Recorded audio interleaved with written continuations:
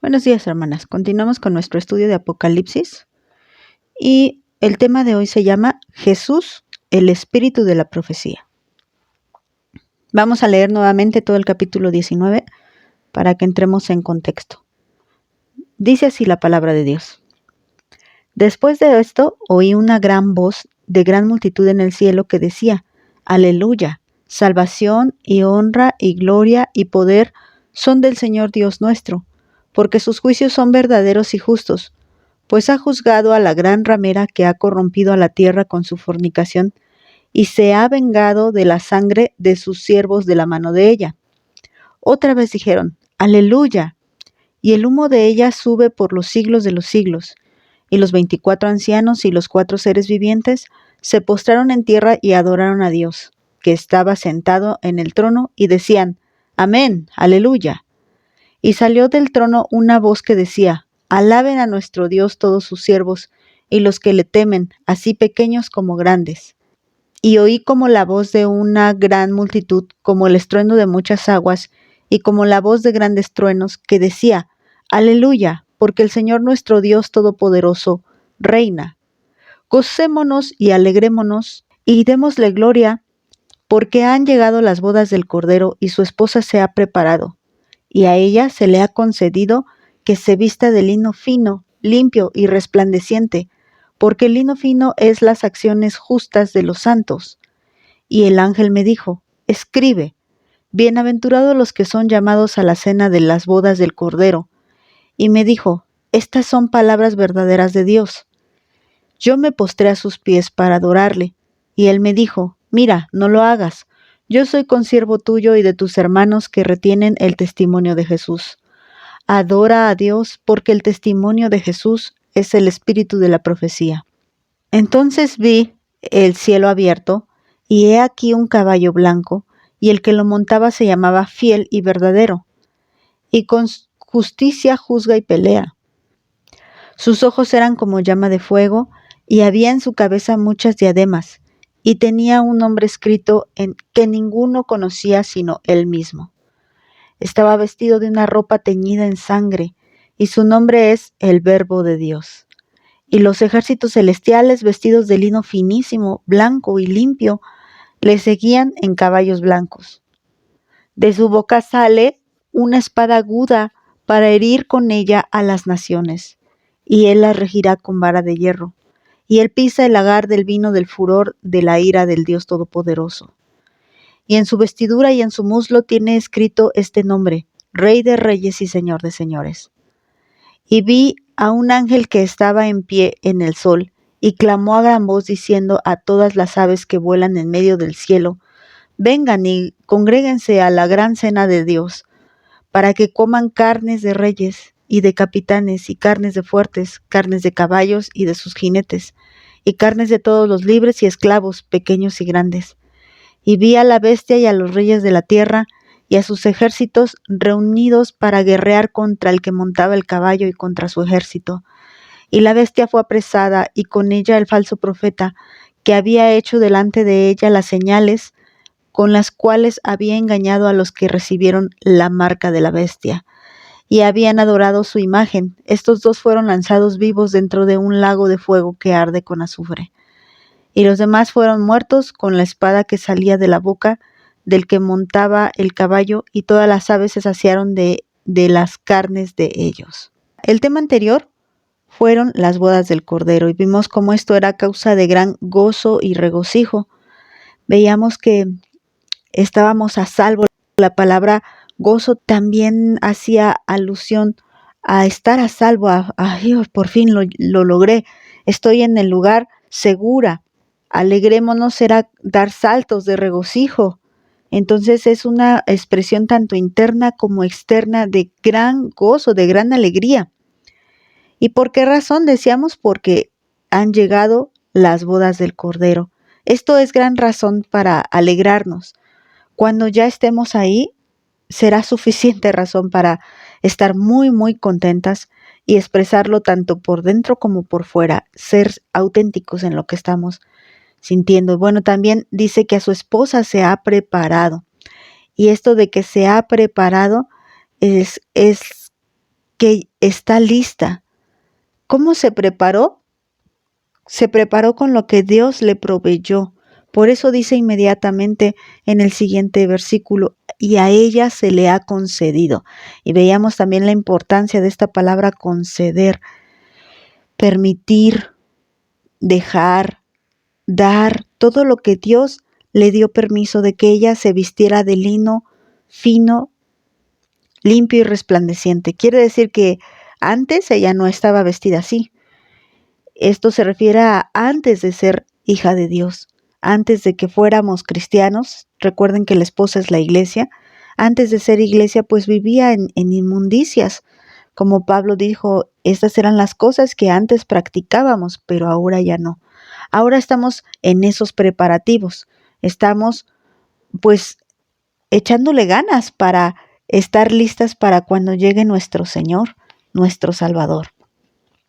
Y bueno, cuando también notamos aquí que dice que cómo es que ella se viste de lino fino, limpio y resplandeciente, pues a través de las acciones justas y santas. Entonces, la única forma de vestirnos de lino fino y de estar preparadas para las bodas del Cordero es viviendo en santidad. Y por eso dice, bienaventurados los que son llamados a las cenas del Cordero, es decir, bendecidos, dichosos, afortunados, gloriosos. Vamos a ser glorificados cuando llegue ese momento. Ya no vamos a tener esta carne corruptible, sino que nos vestiremos de incorruptibilidad. Y luego lo comparamos con dos parábolas que nuestro Señor Jesús nos enseñó acerca de cómo será este día de las bodas del Cordero, y que fue la parábola de las cenas de las bodas. Y recuerden que él invitó a mucha gente gente que puso pretextos para no querer ir, y entonces envió a sus siervos para, dice que llamara a cualquiera, a quien estuviera en la calle. Bueno, esto hace alusión de cómo Israel menosprecia esta cena primeramente, y luego después él da pues apertura a los gentiles. Dice también que se encontraba uno ahí que era como indigno, y dice que el Señor dio la orden de que se le atara y se le echara fuera, donde era el llanto, el crujir de dientes, en las tinieblas de afuera, dice. Eso es porque esta persona menospreció ese evento tan importante y se le ocurrió no ponerse su mejor ropa. Y esto significa para nosotros que debemos de andar en santidad y no debemos de menospreciar este evento tan importante. Después hicimos alusión a la parábola de las 10 vírgenes, como 5 eran prudentes y 5 imprudentes. También nos hace alusión de la santidad, de estar preparadas, de estar vestidas de lino fino. Decíamos también que cuando una novia está por casarse, no está dejando hasta el final los preparativos, sino que ya come ansias por ir a sacar presupuesto de todo, por comprarse un vestido, por ver el maquillaje, ver el peinado, ver todo para estar lista. El mismo apóstol Pablo también decíamos que nos enseñó lo que representaba el matrimonio, y él decía en el versículo 31 y 32 de Efesios 5, dice de esta manera: por esto el hombre dejará a su padre y a su madre y se unirá a su mujer, y los dos serán una sola carne. Grande es este misterio, pero hablo con referencia a Cristo y a la iglesia. Él también decía que nos vamos a unir y vamos a ser un solo espíritu, ya no carne, porque no vamos a ser carne, sino un solo espíritu con nuestro Dios cuando llegue ese día tan glorioso en que seamos desposadas con nuestro Señor Jesucristo. Él tomará su iglesia. Él nos pondrá un mismo espíritu con Él para que gocemos de lo que es reinar juntamente con Él. Y nos compara como si fuera ese matrimonio. Recuerden que solamente es una representación de lo que va a ser allá arriba. Y bueno, después fuimos varias citas de Cantar de los Cantares, este libro tan hermoso que habla acerca del amor, el deseo, el anhelo que tienen el esposo para con la esposa, y comparábamos también cómo hay versículos que incluso profetizan la cena del Cordero y que profetizan también cuando Él venga y juzgue con todo su poder, cuando Salomón venía con todo su ejército y con todo su poderío. Y bueno, ya con esto vamos a iniciar el tema de hoy. Nos quedamos en el versículo 9, hoy vamos a iniciar el versículo 10 del capítulo 19. Después de que él ve todo esto de las bodas del Cordero, y ve cómo la gran ramera ya había sido juzgada, porque es lo que hemos visto anteriormente en este capítulo, algo pasa en Juan que lo confunde un poco. Y esto, dicen algunos estudiosos, es comprensible porque le maravillaron tanto las visiones, incluso qué fue lo que más sorprendió a Juan de tanta visión que había visto, porque ya hemos estudiado muchas cosas. Lo que más le sorprende y llega a confundirle un poco es cuando tiene esta revelación de las bodas del Cordero. Inmediatamente después dice que él se postra a los pies del ángel, porque recuerda que el ángel es el que le está enseñando todo esto. Entonces él se maravilla tanto que pierde un poco de vista que estaba hablando solamente con un ángel.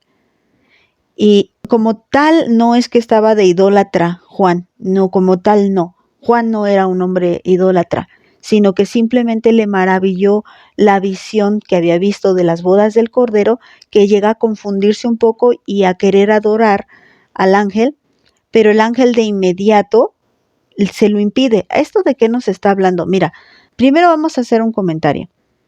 Fíjate que cuando el Señor ve tu corazón, Él siempre te va a guiar por caminos de verdad. Aun cuando tú te llegues a equivocar, como en el caso de Juan, que se equivocó y que quiso adorar al ángel, Dios conocía el corazón de Juan y conocía que él buscaba adorar verdaderamente a Dios.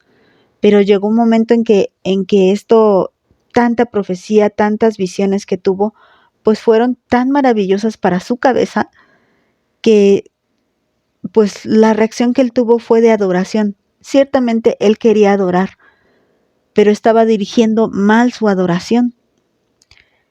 Mira lo que le dice el ángel. En el versículo 10 dice, y él me dijo, mira, no lo hagas. Yo soy consiervo tuyo y de tus hermanos que retienen el testimonio de Jesús. Y básicamente este versículo 10 es medular en la clase del día de hoy.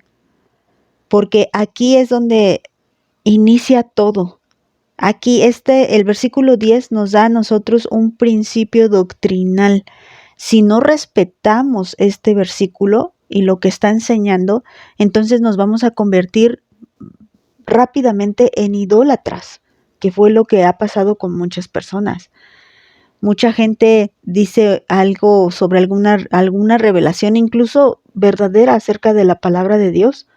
¿Y qué pasa con los demás? Los demás luego se confunden y en lugar de darle gloria y honra a Dios, empiezan a darle gloria y honra al hombre.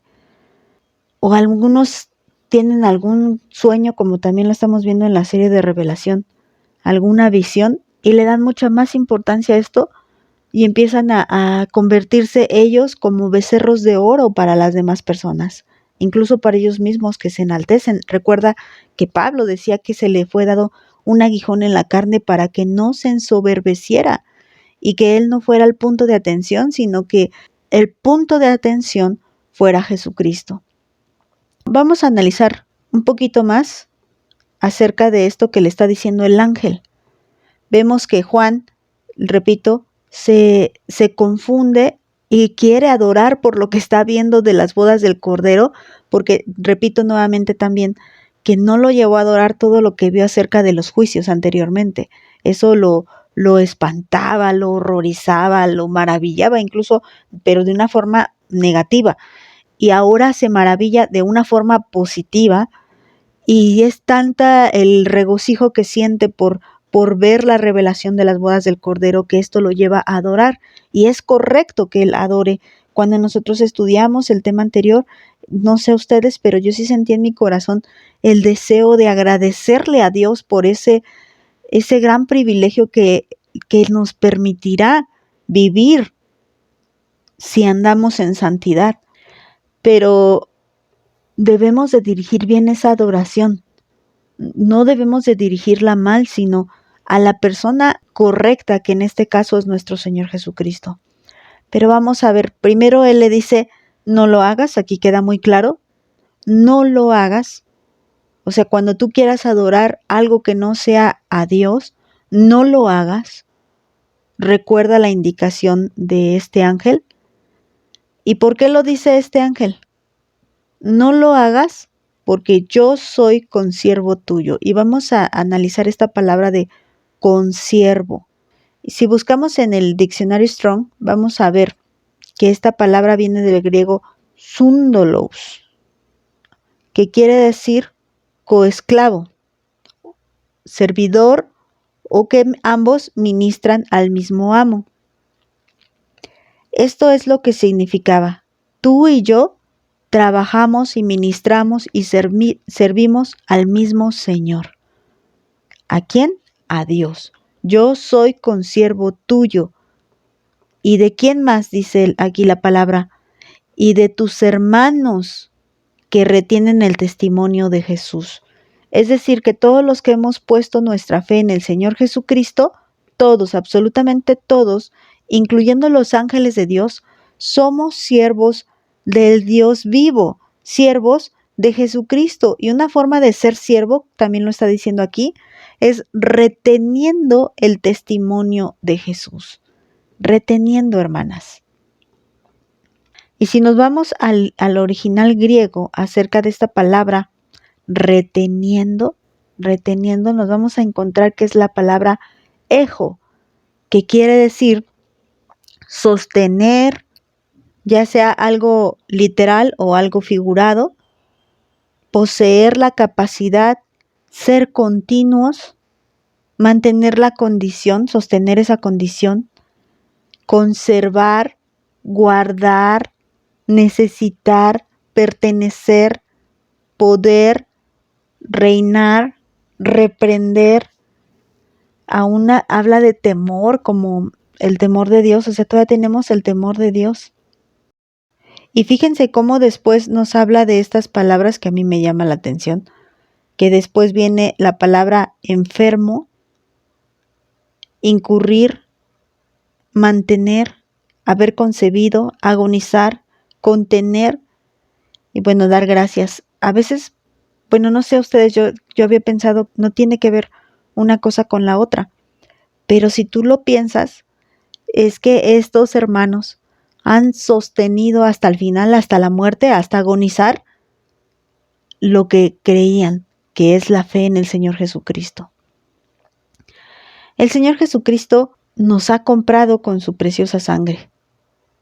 Y Él retuvo o sostuvo su propósito hasta el final. Y esto es lo que Él desea de nosotros, hermanas. Que nosotros retengamos el testimonio de Jesucristo hasta el final. Es decir, la fe, que demos testimonio de Él y que no dejemos de creer en Él hasta el final, hermanas. Hasta el final, hasta ya no poder más, hermanas. Y bueno, después dice, en la misma indicación que le da el ángel a Juan, le dice, adora a Dios. Es decir, no te equivoques, Juan. Tú me estás mirando a mí y te estás equivocando, pero a mí no me debes de adorar porque yo soy un consiervo tuyo. Al que debes de adorar es a Dios. Y debemos de hacerle caso a esta indicación que le hizo el ángel a Juan. Y mira, hermana, hay que poner mucha atención. Cuando un ángel es de Dios, el ángel va a dirigir siempre esa alabanza a Dios porque sabe que él es siervo de Dios. Sabe que no es un objeto de alabanza y de adoración. Él lo sabe y por eso va a dirigir esa alabanza a quien realmente le pertenece. ¿Recuerdas que la palabra de Dios también nos dice que Satanás tenía el trabajo de cuidar que toda la alabanza y toda la gloria se le diera a Dios? Él mismo era el encargado de dirigir esa alabanza a Dios. Pero la palabra de Dios también nos dice, ahí en el libro de Ezequiel, en el capítulo 28, nos dice que por sus muchas contrataciones él se corrompió. Es decir, por la causa de su trabajo, o sea, su función que era llevar la adoración a Dios, él la distorsiona porque le gusta, le llama la atención esto de adorar, de recibir alabanza, y entonces dice, pues yo, ¿por qué no la voy a recibir? Si yo también soy hermoso, yo también soy precioso, yo tengo que recibir alabanza, y se corrompe. Este ángel que vemos aquí, que si tú te recuerdas, anteriormente nos había dicho que este ángel era un ángel poderoso. En el capítulo 18, desde que está hablando de la caída de Babilonia, nos dice que vio a otro ángel descender del cielo con gran poder, y tanto que la tierra fue alumbrada con su gloria, hermanas. Entonces, este ángel es el mismo que está hablando con Juan, por el cual Juan se maravilla de todo lo que está viendo, e incluso también se maravilla de la gloria que reflejaba este ángel poderoso, y que pues está resplandeciente. Y Juan, ¿qué hace? ¿Qué es lo que hace? Juan se postra para adorar a este ángel. Y este ángel pudo haber aprovechado la oportunidad, como la aprovechó Satanás y como la sigue aprovechando. Pero no, este ángel lo que hace es decirle: no, no, no, Juan, no lo hagas, adora a Dios. A pesar de que él llevaba la gloria de Dios reflejada en sí mismo. Y esto, hermanas, también les digo, nos hace reflexionar en qué cosas tú reflejas de la gloria de Dios. O sea, porque recuerda que nosotros somos la luz del mundo, pero Él es la luz y nosotros solamente somos el reflejo de esa luz. Entonces, ¿qué cosas de la luz que requieren gloria y adoración están siendo dirigidas realmente para Dios en tu vida, o qué cosas se están distorsionando y te estás llevando la gloria tú? Aprendamos de este ángel. Por eso te decía que Apocalipsis 19:10 es un punto doctrinal muy importante. Es básico para la fe de un cristiano. Un verdadero cristiano no debe de adorar a nadie por muy glorioso que se vea. No debe adorar a nadie sino a Dios. Por eso el ángel le dice rotundamente: no lo hagas, adora a Dios. Y le dice la razón de por qué él está maravillado. Dice: porque el testimonio de Jesús es el espíritu de la profecía. El ángel entiende que Juan se había confundido de toda la revelación que había visto. Y por eso le explica en esta última parte: a ver, no te confundas, me estás dando alabanza a mí, pero no me la debes de dar. Se la tienes que dar a Dios, porque el testimonio de Jesús es el espíritu de la profecía. Ahorita vemos esto, pero es como si llegáramos a algún lugar y le dijéramos a una persona acerca del evangelio, y esa persona recibiera a Cristo, y nosotros habláramos pues con elocuencia y con sabiduría, obviamente guiada por el Espíritu Santo. Dios nos diera de su gracia y ese día se convirtiera a lo mejor hasta más de uno por lo que nosotros predicamos. Y entonces saliera alguno por ahí que se maravillara de la sabiduría con la que estamos hablando y de las palabras tan hermosas que estamos diciendo, y nos quisiera felicitar y nos quisiera recompensar incluso económicamente. ¿Qué haríamos nosotros? Si realmente hemos entendido este punto doctrinal, lo que vamos a hacer es exactamente lo mismo que hizo este ángel. No lo hagas, porque somos consiervos del mismo Señor. No lo hagas. Adora a Dios, porque lo que ves en mí solo es el reflejo de la gloria de Dios. Mira lo que dice en la versión Nueva Biblia Vida acerca de esto que le dice del testimonio, que le dice: porque el testimonio de Jesús es el espíritu de la profecía. En otras palabras lo dice la versión Nueva Vida: adora a Dios porque el propósito de las profecías es dar testimonio de Jesús. Es esto. La palabra espíritu viene de la palabra griega neuma, que en el hebreo hay otra palabra para referirse a espíritu, que es la palabra ruach, y más o menos tienen el mismo significado, que hace alusión a una corriente de aire, a un viento, a un aliento, a un soplo, a algo que inspira. Cuando dice que el propósito de la profecía es dar testimonio de Jesús, es decir, que toda la inspiración y todo el soplo, como ese viento que vino ante los ojos de Juan, tiene un solo propósito: dar alabanza a Jesús, testificar lo que Él ha hecho y lo que hará, hermanas. Este es el propósito, hermanas. Lo único que hizo esta profecía y toda esta visión es dar un soplo, inspiración, dar aliento de lo que es Jesucristo. Y entonces ahí comienza el desarrollo de todo lo que él ve. Pero me quise tardar más en este versículo 10 porque esto es fundamental. Les repito, es doctrinal, es básico, no lo podemos perder de vista. Y entonces, como dice que el propósito de la profecía es dar testimonio de Jesús, inmediatamente en el versículo 11 aparece una palabra que es bien importante. La palabra entonces. Entonces. Y que recuerdan que este tipo de adverbios, que la palabra usa constantemente adverbios y pronombres para hacernos alusión a algo o para conectar dos versículos. Este adverbio es un conector entre dos ideas.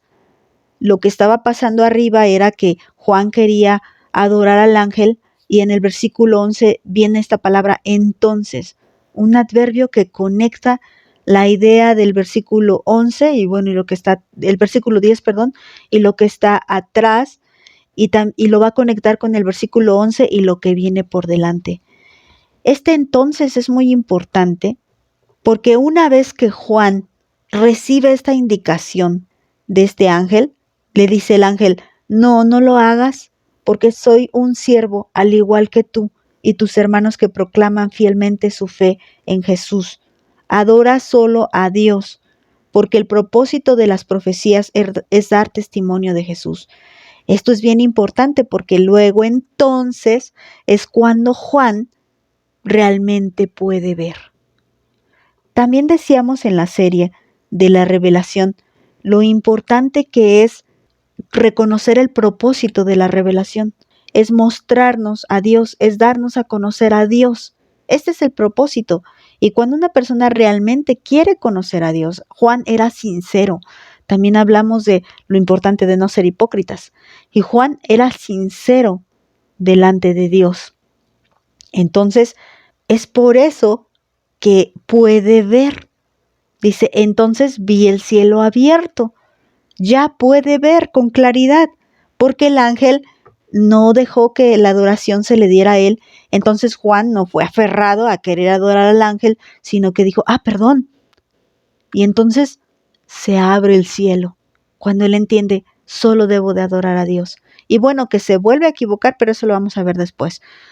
Dice, entonces vi el cielo abierto, y he aquí un caballo blanco, y el que lo montaba se llamaba Fiel y Verdadero, y con justicia juzga y pelea. Cuando él entiende que al único que debe de adorar es a Dios, y así lo entiende en su corazón, aunque no vemos aquí una manifestación de adorar a Dios, pero lo entiende y comprende que se ha equivocado, entonces es cuando sus ojos son abiertos y puede ver el cielo abierto, y al que ve es al que debe de adorar. Cuando tú realmente no diriges tu alabanza y adoración hacia un ídolo, entonces es cuando realmente puedes ver a Dios, porque no distraes tu atención hacia los ídolos. En este caso, este ángel se pudo haber convertido en un ídolo, pero él no lo permitió, ni el ángel, y después Juan entendió que no debía de hacerlo así. Y bueno, lo que él ve es primeramente, dice, un caballo blanco.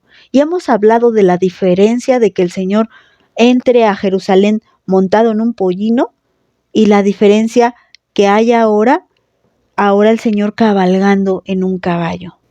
Cuando los reyes antiguamente se trasladaban únicamente por animales, no usaban autos o camionetas como se usan el día de hoy, sino que cuando un rey montaba en un pollino, esto significaba que iba en son de paz.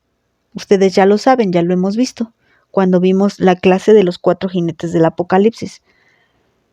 Cuando Jesús va montado en un pollino, Él está diciendo, vengo en paz. ¿Por qué en paz? Pues porque Él venía a reconciliarnos con el Dios Todopoderoso. Él a eso vino, primeramente. Él vino a dar su vida para que ya no estuviéramos destituidos de la gloria de Dios, para que ya pudiéramos tener esa reconciliación con nuestro Padre Celestial. Ahora que dice la palabra de Dios que ya no va a venir montado en un pollino. ahora va a venir montado en caballo, cabalgando en caballo. Esto significa literalmente que ahora viene en son de guerra. Para la iglesia, que ya la vimos, que ya se casó, que ya está ahí desposada con el Señor, ella conoció al Dios de paz. Pero aquellos que se negaron a conocer al Dios de paz, ellos quieren conocer al Dios de guerra. Dice aquí, viene en un caballo blanco, hermanas. En el libro de Éxodo capítulo 15, versículo 3, Moisés hace esta alabanza hacia nuestro Señor. Dice así, el Señor es fuerte guerrero, el Señor es su nombre, o Jehová es su nombre. Y si leemos en el libro de Hechos capítulo 17, versículos 30 y 31, vamos a ver qué dice de esta manera. Por tanto, habiendo pasado por alto los tiempos de ignorancia, Dios declara ahora a todos los hombres en todas partes que se arrepientan, porque Él ha establecido un día en el cual juzgará al mundo en justicia por medio de un hombre a quien ha designado, habiendo presentado pruebas a todos los hombres al resucitarle de entre los muertos. Un día el Señor va a venir a juzgar por medio de ese hombre, del que se hizo hombre. Por eso dice aquí con H mayúscula. ¿Quién fue el que se hizo hombre? El que se hizo hombre fue nuestro Señor Jesucristo. Hermanas, antes Él vino montado en un pollino en son de paz.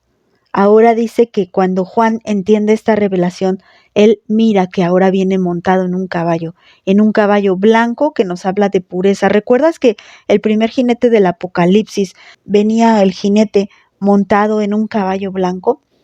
Y decíamos que esto era una falsa paz, la falsa paz que va a prometer el anticristo.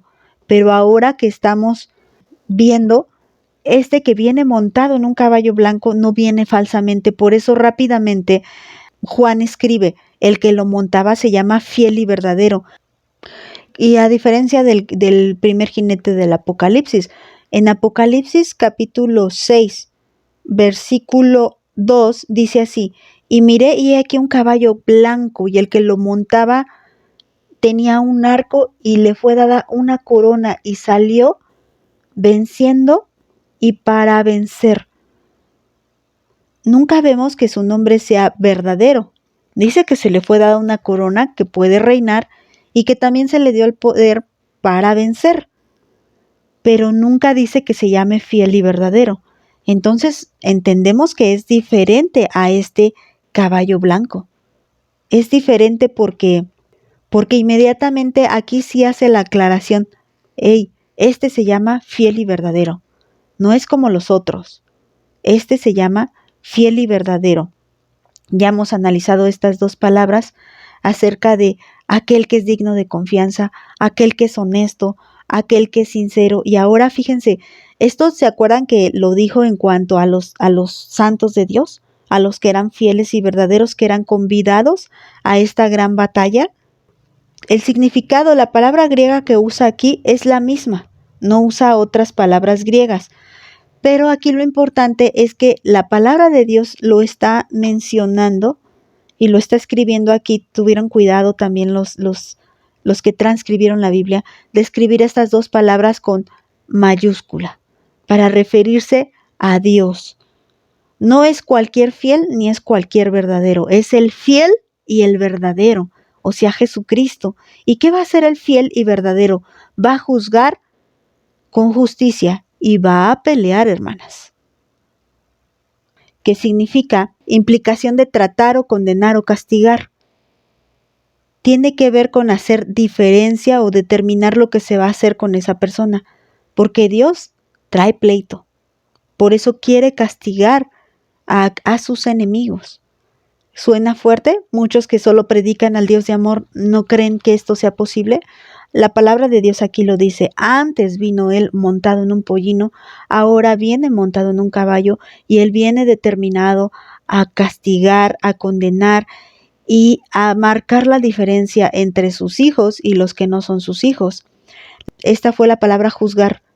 La palabra justicia viene del griego dikaisune que quiere decir justicia o justificación. También habla de equidad, tratar con equidad, con igualdad. O sea, si fue justo que justificara a los santos, también es justo que condene a los impíos. La justicia de eso se trata, de darle a cada quien su parte, de darle a cada quien lo que le toca, conforme a la medida de la fe de los santos y a lo que ellos vivieron conforme a su fe, una fe viva, no una fe muerta. Dios les ha dado una salvación gloriosa y eterna. De la misma manera, conforme a la maldad y el pecado que ha crecido y ha madurado cada vez más en el ser humano, Dios le va a dar la condenación eterna también.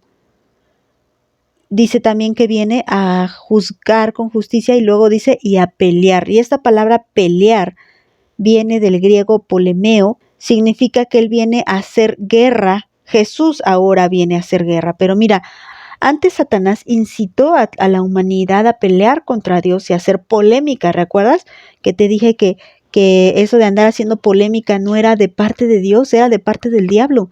Bueno, pues ahora Dios dice, bueno, tú querías pelear contra mí, ahora yo vengo a pelear contra ti, a hacerte guerra, a hacerte batalla, y contra Satanás y contra los seres humanos. Aquí vamos a empezar con los seres humanos. Ya en los capítulos anteriores vimos cómo el Señor vino a hacer guerra contra la gran ramera. Ahora vamos a ver contra quién más va a hacer guerra en el capítulo 19. En el Salmo 98:9 dice así: batan palmas los ríos, a una canten jubilosos los montes, delante del Señor, pues viene a juzgar la tierra, y Él juzgará al mundo con justicia y a los pueblos con equidad. Vean cómo nuevamente menciona la justicia y la equidad en un mismo versículo que nos está hablando de juicio. El juicio de Dios no puede estar sin equidad. No puede ser que a unos les dé muy gloriosa salvación por haber creído en Él, y a los que no creyeron en Él, pues entonces el castigo sea más ligero. Eso es lo que quisieran muchos, pero no va a ser así, hermanas. Es mejor tomar una decisión sabia ahorita. Es mejor porque Hechos también nos hizo esa advertencia. Hechos 17, antes de decirnos que el Señor venía a juzgar, dijo que el Señor ahora estaba pasando nuestra ignorancia, estaba pasándola por alto, y que nos estaba llamando al arrepentimiento, porque un día ya no iba a pasar por alto esto, y un día ya no iba a ser un llamado al arrepentimiento, sino un llamado al juicio y a la condenación. Entonces, hermanas, sigamos con el versículo 12. Recuerda que el espíritu de la profecía es conocer a Jesús. El propósito de la profecía es conocer a Jesús. Entonces seguimos en ese conocimiento de nuestro Señor Jesús. El versículo 12 nos dice, y sus ojos eran como llamas de fuego. Recuerda que el fuego todo lo escudriña. El fuego consume. Y también decía Pablo que nosotros nos fijáramos bien cómo estábamos edificando sobre el fundamento que es Jesús, y que pusiéramos atención si lo que estábamos edificando era heno, madera, hojarasca, o que fuera plata u oro o piedras preciosas. La diferencia es que el heno, la hojarasca y la madera se queman y no queda de ellos nada. Pero cuando tú metes al fuego la plata, el oro, incluso el bronce, estas pueden sufrir una pérdida, sí, pero no se consumen por completo. Se consumen las impurezas, pero queda el oro puro, la plata pura. Y esto es lo que debemos de buscar hacer, edificar con oro y con plata y no con heno, con madera y hojarasca. Fíjense que cuando nos está diciendo que Él tiene sus ojos como llama de fuego, nos está recordando la visión que Él tuvo desde el capítulo 1, cuando Él recibe esta revelación de Jesucristo. Dice en el versículo 12, y me volví para ver quién era la voz del que hablaba conmigo, y al volverme vi 7 candelabros de oro, y en medio de los candelabros vi a uno semejante al Hijo del Hombre, vestido con una túnica que le llegaba hasta los pies, y ceñido por el pecho con un cinto de oro. Su cabeza y sus cabellos eran blancos como la blanca lana, como la nieve, y sus ojos eran como llama de fuego. Sus pies semejantes al bronce bruñido cuando se le ha hecho refulgir en el horno, y su voz como el ruido de muchas aguas. Ahorita seguimos viendo esa revelación, porque no termina ahí. Entonces, cuando dice que ve a ese que ve con sus ojos como llama de fuego, ese sí es Jesucristo, el que va montado, el que se llama fiel y verdadero. Y nos dice más, Apocalipsis 19:12, nos dice que también había en su cabeza muchas diademas. El jinete que iba montando el primer caballo del Apocalipsis tenía una corona, porque se le dio un tiempo determinado para reinar. Pero este que viene montado en este caballo blanco, que es fiel y verdadero, este tiene muchas coronas, no una, porque él reina sobre todo el universo. No reina sobre una parte o sobre un tiempo, reina sobre todo el universo, por la eternidad. Las diademas nos hacen alusión a coronas. Mira, la versión Dios habla hoy así dice: sus ojos brillaban como llamas de fuego y llevaba en la cabeza muchas coronas. Y después continúa diciendo en la Biblia Reina Valera, dice, y tenía un nombre escrito que ninguno conocía sino él. Y no podemos estudiar acerca de este nombre. ¿Por qué? Porque aquí claramente lo está diciendo la Biblia. Nadie conoce este nombre sino él. Así que no podemos divagar de qué nombre está hablando. Lo que sí sabemos es que él es quien es. Recuerda cuando nuestro Señor Dios se presenta con Moisés, le dice, yo soy el que soy. O sea, su nombre no necesita que lo conozcamos para ser digno de gloria y alabanza. Él es digno de gloria y alabanza aunque la humanidad no existiera. Aunque nada existiera, Él es digno de gloria y alabanza, pero bueno, en su misericordia nos creó y nos formó. Versículo 13, y estaba vestido una ropa teñida en sangre. Y fíjate que esto de una ropa teñida en sangre no está refiriéndose a su sacrificio. Luego cuando vemos la palabra sangre en la Biblia casi siempre nos está haciendo referencia al sacrificio de Cristo, pero por esta ocasión no. Recuerda también que ya vimos que Él es el que pisa el lagar de la ira de Dios, como también nos lo va a recordar aquí mismo en Apocalipsis 19. Pero Isaías 63 lo voy a leer rápidamente, versículos del 2 al 4, porque ya lo habíamos estudiado cuando vimos el derramamiento de las copas de ira. Dice así en el versículo 2, ¿por qué es rojo tu ropaje y tus vestiduras como las que pisa en el lagar? El lagar lo he pisado yo solo. De los pueblos ningún hombre estaba conmigo. Lo pisé en mi ira y los hollé en mi furor. Su sangre salpicó mis vestiduras y manché todo mi ropaje. Porque el día de la venganza estaba en mi corazón y el año de mi redención había llegado.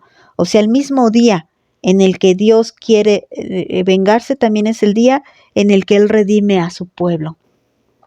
Dice aquí que su nombre es el Verbo de Dios. Primero nos está diciendo que Él tiene un nombre que nadie conoce, en el versículo 12, que no podemos divagar, pero luego nos dice que Él tiene un nombre, el Verbo de Dios. ¿Podemos entender que se trata del mismo nombre? Tal vez sí o tal vez no, hermanas, realmente no sabríamos con certeza. Pero ¿por qué dice que Él se llama el Verbo de Dios? Si lo leemos en la Nueva Traducción Viviente, dice así, llevaba puesta una túnica bañada en sangre y su título era La Palabra de Dios, porque recuerda que desde el principio, con el poder de su palabra, Él hace las cosas, por eso Él es llamado el Verbo de Dios, porque solo se necesita una palabra. ¿Te acuerdas cuando el centurión se acercó y le pidió que sanara a su siervo? Él le dijo, yo no soy digno de que entres a mi casa, pero una palabra tuya bastará para sanarle. Entonces, Jesucristo con una palabra hace todas las cosas. Vamos a ver cómo lo confirma. Aquí mismo en Apocalipsis 19. Sigamos leyendo. Vamos al versículo 14.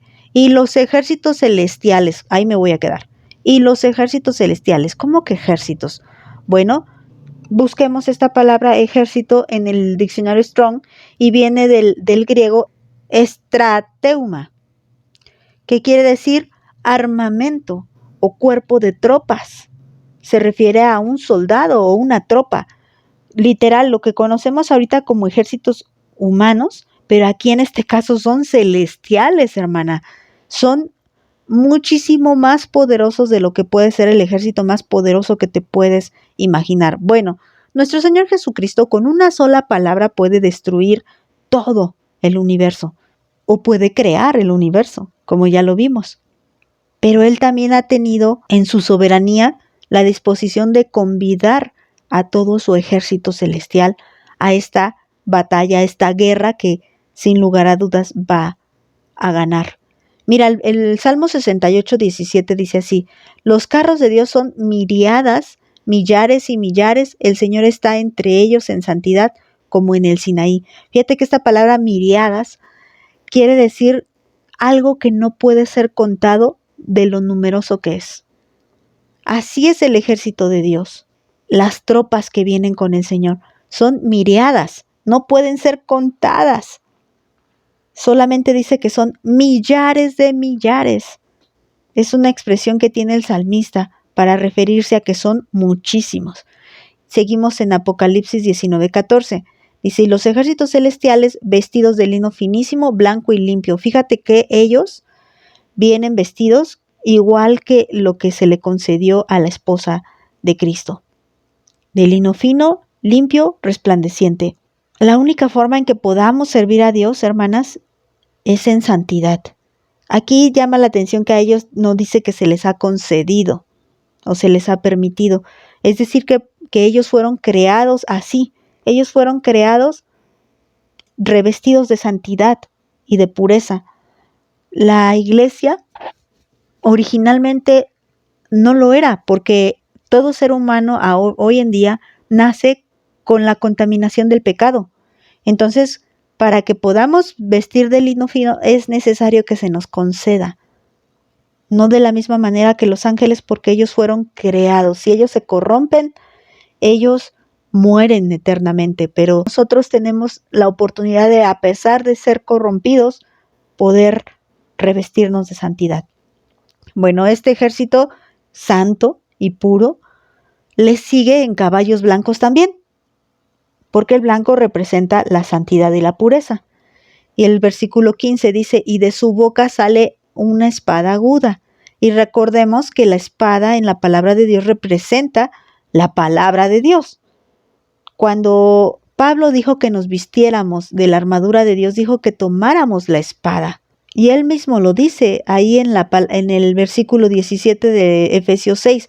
Dice: y tomen el yelmo de la salvación y la espada del Espíritu, que es la palabra de Dios.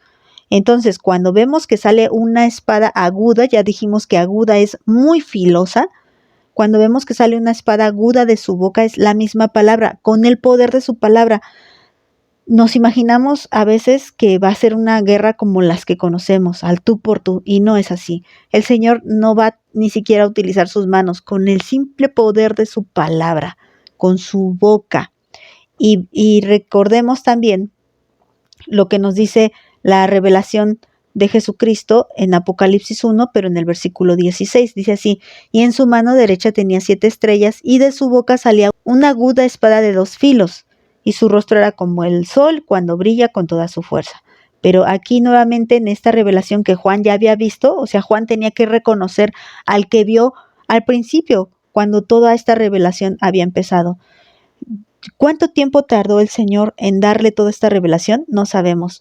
Creo yo que no fue en un solo día, es demasiado para recibirlo en un solo día. Juan tuvo esta revelación y había pasado cierto tiempo de lo que escribió en capítulo 1 a lo que pasa en capítulo 19, para que él tenga que reconocer. Ok, recuerdas también que cuando llega ahí en Apocalipsis capítulo 1, él dice que él se postra a adorar al que ve a Jesucristo, y aquí Jesucristo no le detiene.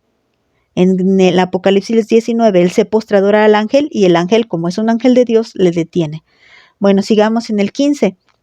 Dice que de su boca sale una espada aguda. ¿Para qué? Para herir con ella a las naciones. Con una sola palabra y van a caer. Y luego dice: y él las regirá con vara de hierro. Él las regirá con vara de hierro, y recuerda que esto ya lo hemos visto varias veces en el Salmo 2. Esto se lo prometió Dios Padre a Dios Hijo.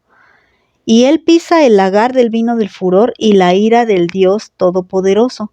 También ya lo vimos, por eso estoy avanzando rápido estos versículos. Solamente está confirmando lo que ya había dicho en capítulos anteriores. Todo esto que hace alusión a las viñas silvestres que fueron llevadas al lagar, este lugar donde se pisan las uvas para que salgan jugo. Recuerda que el Señor nos dijo que Él iba a pisar este lagar y iba a ser tan sanguinario este juicio que la sangre subiría hasta 1 metro de altura. Entonces este es el cumplimiento de la palabra, de lo que ya había dicho que iba a pasar y lo está confirmando nuevamente. El Señor está pisando el lagar y del vino del furor de la ira de Dios Todopoderoso. Versículo 16, y en su vestidura y en su muslo tiene escrito este nombre: Rey de Reyes y Señor de Señores. Miren, cuando dice que en su vestidura y en su muslo tiene escrito esto, cuando se refiere al muslo, nos está recordando 2 pasajes.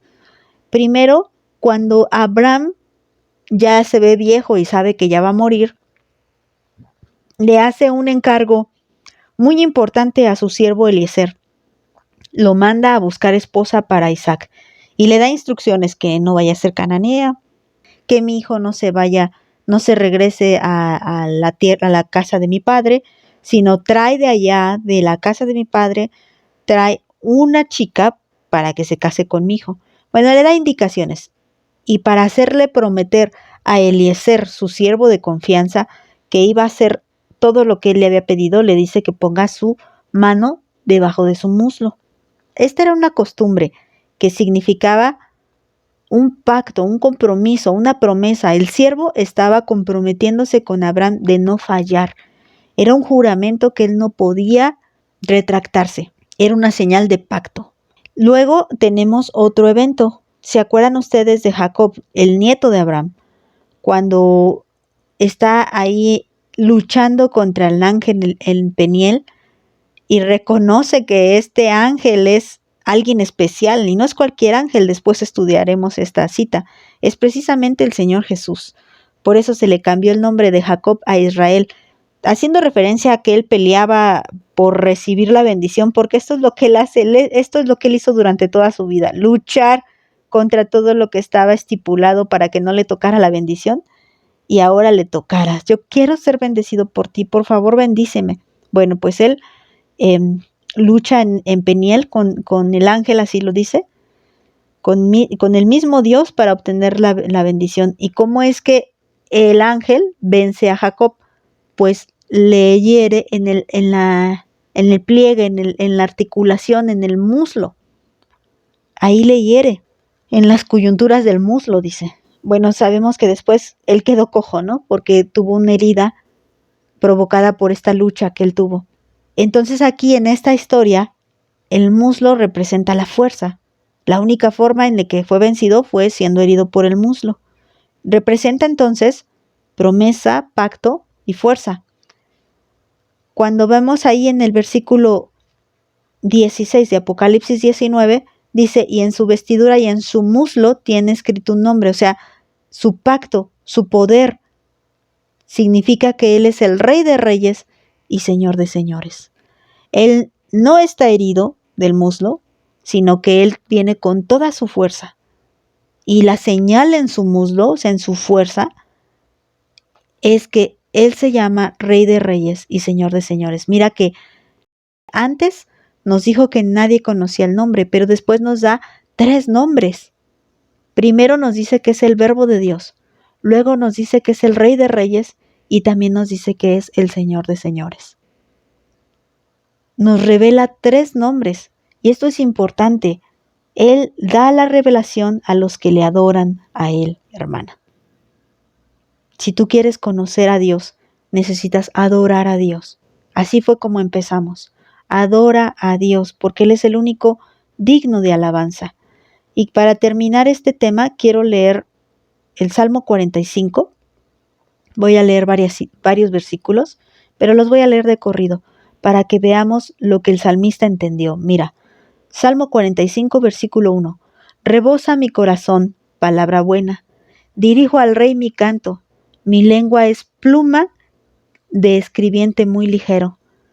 Eres el más hermoso de los hijos de los hombres. La gracia se derramó en tus labios. Por tanto, Dios te ha bendecido para siempre. Me detengo tantito. Esta es una profecía del Señor Jesucristo. Primero dijo que él estaba muy contento y que su boca hablaría como una pluma muy ligera, o sea que como si escribiera muy rápido, porque traía en su boca tanta alabanza que estaba ya dispuesto a decirla. Y entonces por eso le dice, eres el más hermoso de los hijos de los hombres, la gracia se derramó en tus labios, por tanto Dios te ha bendecido para siempre. Ciñe tu espada sobre el muslo, otra vez vemos el muslo, o sea, espada es hacer guerra con poder. Oh valiente, con tu gloria y con tu majestad, aquí sabemos que se está refiriendo a Dios. En tu gloria, sé prosperado, cabalga sobre palabra de verdad, de humildad y de justicia, y tu diestra te enseñará cosas terribles. Tus saetas agudas, con que caerán pueblos debajo de ti, penetrarán el corazón de los enemigos del rey. Tu trono, oh Dios, es eterno, para siempre. Cetro de justicia es el cetro de tu reino. Has amado la justicia y aborrecido la maldad. Por tanto, te ungió Dios, el Dios tuyo, con óleo de alegría más que a tus compañeros. Mirra, aloe y casia exaltan todos tus vestidos. Desde palacios de marfil te recrean. Hijas de reyes están entre tus ilustres. Está la reina a tu diestra con oro de Ofir. Oye, hija, y mira e inclina tu oído. Olvida tu pueblo y la casa de tu padre, y deseará el rey tu hermosura, e inclínate a él, porque él es tu Señor. Este salmo me impactó mucho, porque haz de cuenta que estás estudiando nuevamente Apocalipsis 19 con todo lo que está diciendo aquí. David tuvo el gran privilegio de, además de ser rey, ser profeta.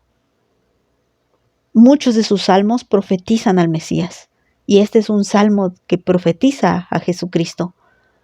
Y nos profetizó cómo Él viene con poder, y nos profetizó cómo Él va a juzgar.